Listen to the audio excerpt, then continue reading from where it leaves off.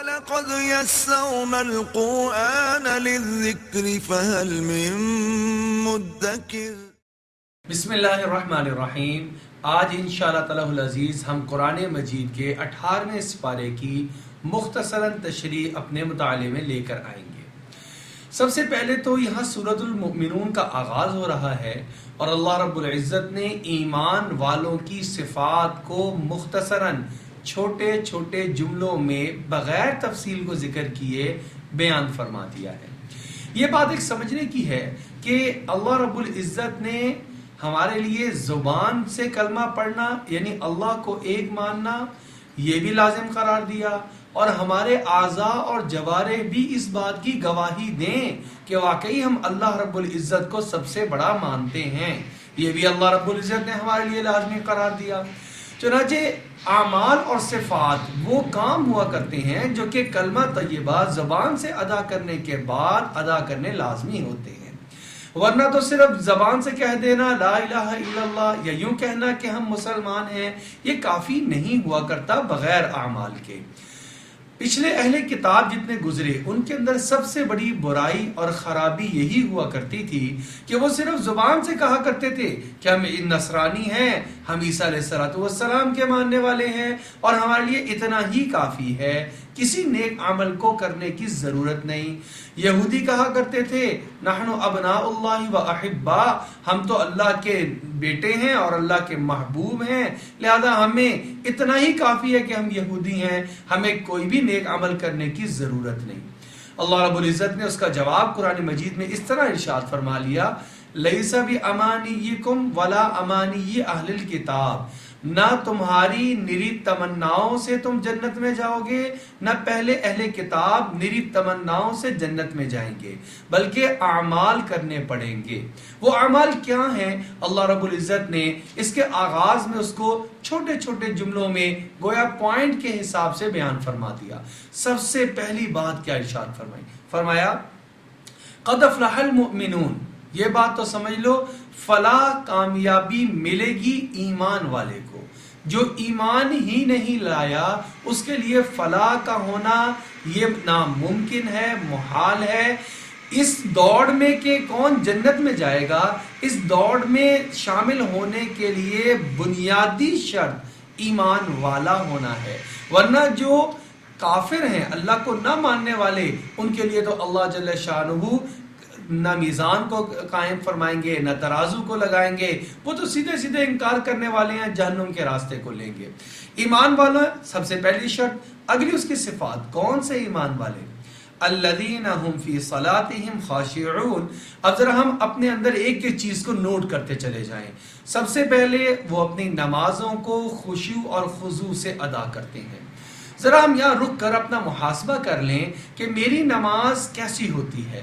کیا جب میں نماز کا آغاز کرتا ہوں تو اس سے پہلے وضو کو اچھے طریقے سے کرنا، پاکی اور ناپاکی کا خیال رکھتے ہوئے اللہ کے حضور اس طرح کھڑے ہونا کہ میں گویا اللہ کے سامنے حاضری دینے والا ہوں، کیا میں ایسا کرتا ہوں؟ یا پھر ایک آٹومیٹک مشین کی طرح میں نے وضو کیا، آ کے اللہ کے سامنے کھڑا ہو گیا، اللہ اکبر تکبیر تحریمہ کہی اور پھر دنیا جہان کے خیالات میرے دل اور دماغ کے اندر آ گئے، سارے دن کی مصروفیات جو کی ہیں اور جو آئندہ دن بھر میں کرنی ہیں، بلکہ آج نہیں کل کے منصوبے، عید کے بعد کے منصوبے اور ساری کی ساری چیزیں اسی کے اندر لا کر میں جمع کر دیتا ہوں۔ سب سے پہلی چیز خشوع اور خضوع، اس کے اندر اپنے ہاتھوں کا بیجا استعمال بھی داخل اور شامل ہے۔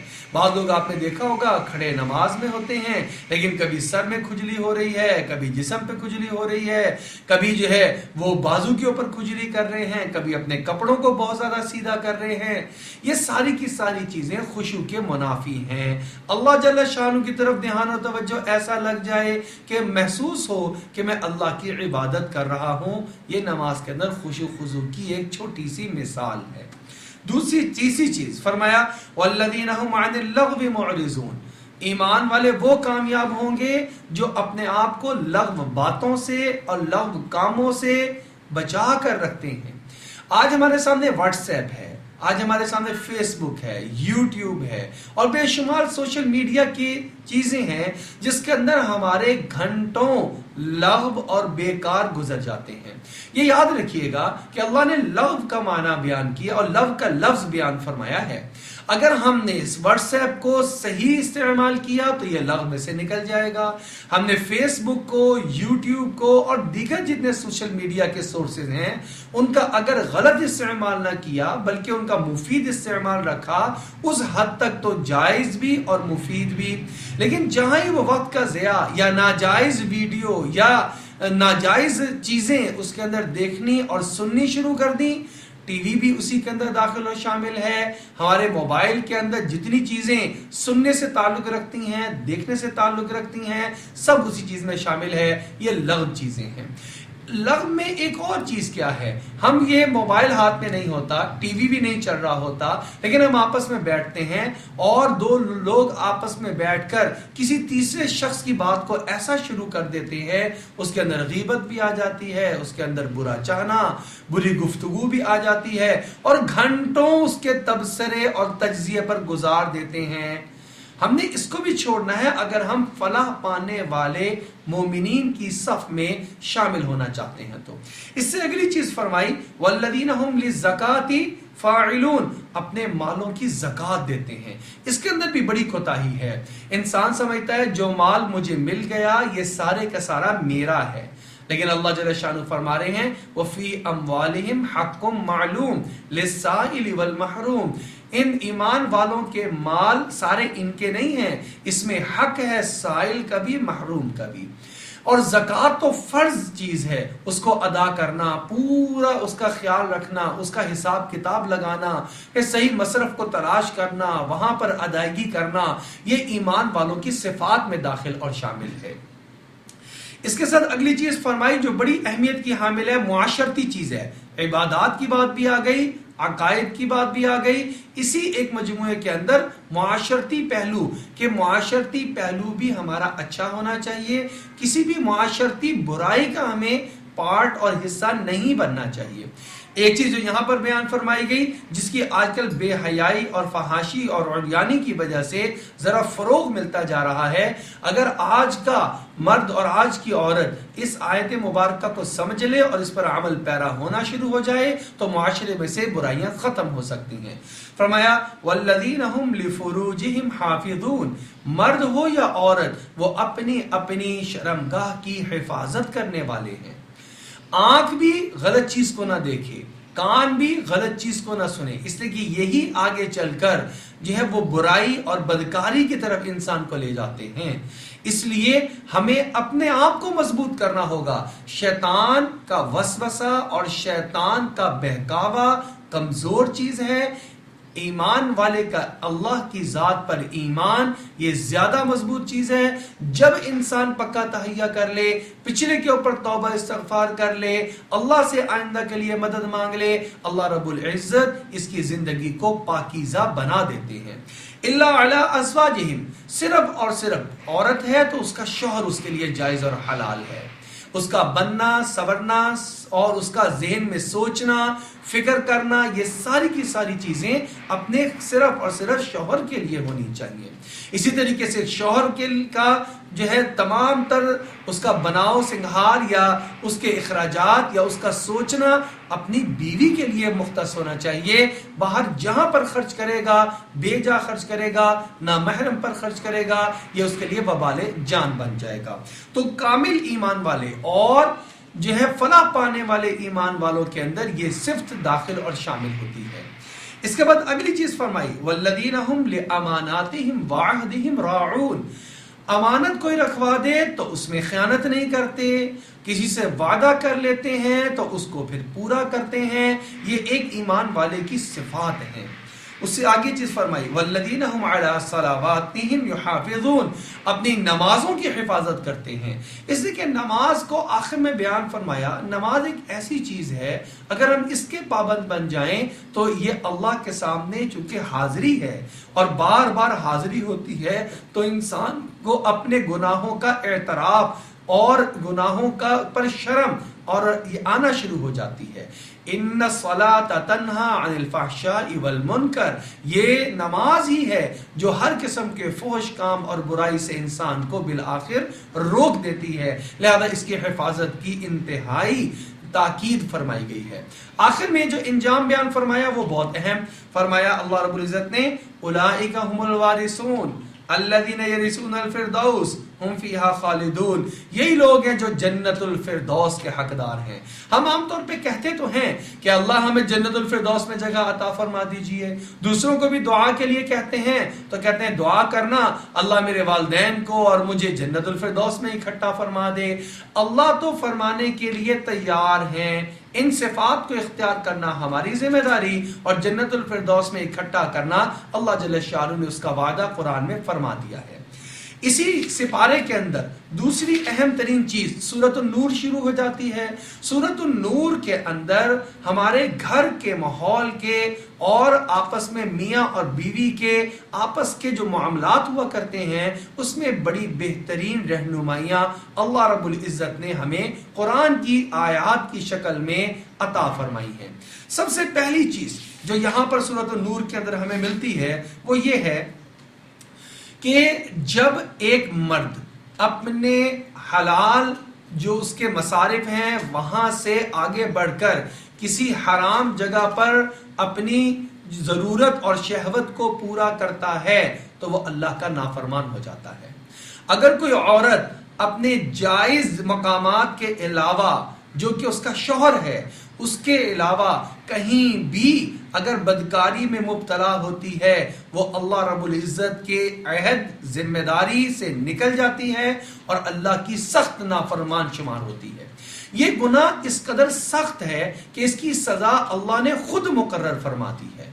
اور کیا مقرر فرمائی؟ فرمایا الزانیۃ والزانی فاجلدوا کل واحد منہما 100 جلدہ. اگر غیر شادی شدہ مرد اور عورت آپس میں زنا کے مرتکب ہو جائیں تو ان کو 100 کوڑے لگائے جائیں، اور 100 کوڑے الگ میں نہ لگائے جائیں بلکہ لوگوں کے اندر جمع کیا جائے. اور وَلْيَشْهَدْ عَذَابَهُمَا طَائِفَةٌ مِّنَ الْمُؤْمِنِينَ، تاکہ دوسروں کو بھی عبرت ہو، نصیحت ہو. اور ایک اس کے اندر بدنامی کا عنصر بہت ہوا کرتا ہے. آپ کو ہم سب کو پتا ہے ایمان والے مرد کے لیے اور ایمان والی عورت کے لیے سب سے بڑی چیز اس کی عزت کا تحفظ ہوا کرتا ہے. لیکن جب وہ اپنے ہاتھ سے ہی اس تحفظ اور اس چادر اور چار دیواری کے تقدس کو پامال کرتا یا کرتی ہے تو اللہ کی نظروں سے بھی گر جاتی ہے. لہذا آپ سب کے سامنے اس کا افشا ہونا اللہ رب العزت فرما رہے ہیں یہی بہتر ہے تاکہ دوسرے اپنی اس عزت کی چادر کو سنبھال کر رکھیں اور اپنی ناموس اور عزت کی خود اچھے طریقے سے حفاظت کریں. یہ تو اس لوگوں کے لیے ہے جو کہ غیر شادی شدہ ہیں. اگر شادی شدہ ہونے کے باوجود یعنی مرد اور عورت کے حلال مواقع موجود تھے، انہوں نے پھر بھی اللہ کی اتنی بڑی نافرمانی کی اور زنا کا ارتکاب کر دیا اور گواہ اس کے اوپر قائم ہو گئے، تو ان کے لیے اتنی بڑی بغاوت ہے یہ معاشرے سے، اللہ رب العزت سے، کہ اللہ رب العزت نے ان کے لیے پھر سنسار کی سزا رکھی ہے. ان کو اب جینے کا حق نہیں ہے. آپ صلی اللہ علیہ وسلم کی حیات مبارکہ میں سنساری کے واقعات ہوئے ہیں. آپ صلی اللہ علیہ وسلم رحمت للعالمین ہونے کے باوجود، انتہائی شفیق ہونے کے باوجود، اس حد کو اللہ کے پیارے نبی صلی اللہ علیہ وسلم نے جاری فرمایا ہے. اس لیے یہ سمجھنا چاہیے کہ حدود وہ چیزیں ہوا کرتی ہیں، وہ سزائیں ہوا کرتی ہیں جو اللہ خود مقرر فرما دیتے ہیں. اس میں انسان کو کم کرنے کا یا چھوڑ دینے کا کوئی اختیار نہیں ہوا کرتا. یہاں پر اللہ رب العزت نے ایک نقطہ بیان فرمایا الزانی لا ينكح الا زانیة او مشرکہ. سب کے سامنے علل اعلان یہ بتا دینے کا ایک فائدہ یہ بھی ہے کہ اگر کوئی زانی مرد ہے تو کوئی شریف عورت اس کے ساتھ نکاح نہ کر بیٹھے، اس کو عادت کہیں نہ ہو اور اس کی وجہ سے اس کے بھی ایمان میں خرابی واقع ہو جائے. اور دوسری چیز یہ ہے کہ یا مشرک سے کرے، اب اس کو وہ حقوق حاصل نہیں جو ایک عام محسن اور ایک ایمان والے مرد کو اور آزاد کو حاصل ہوتے ہیں. اس کے ساتھ ساتھ ایک اور بات بھی ہے، جتنی سخت سزا ہوا کرتی ہے اتنے اس کو ثابت کرنے کے لیے شرائط بھی سخت ہوا کرتی ہیں. لہذا یہاں پر بھی فرمایا گیا کہ 4 گواہ لائے جائیں گے، اور والذین یرمون المحصنات ثم لم یاتوا باربعۃ شہداء فاجلدوہم 80 جلدہ. ایسے نہیں ہے کوئی بھی اٹھ کر آج کسی کے اوپر الزام تراشی اور تہمت لگا دیتا ہے، عورت پر، مرد پر لگا دیتے ہیں کہ یہ زانی مرد ہے. اللہ رب العزت فرما رہے ہیں جو اس طرح کی تہمت لگائے گا اور ثابت نہیں کر پائے گا اس کو حد قذف 80 کوڑے مارے جائیں گے. اور دوسرا یہ اس کا نقصان ہوگا کہ کبھی بھی کسی معاملے میں اس کی شہادت کو قبول نہیں کیا جائے گا. اب اس پر اعتماد ختم ہو گیا، اس نے ایک بار اتنا بڑا جھوٹ بول دیا ہے.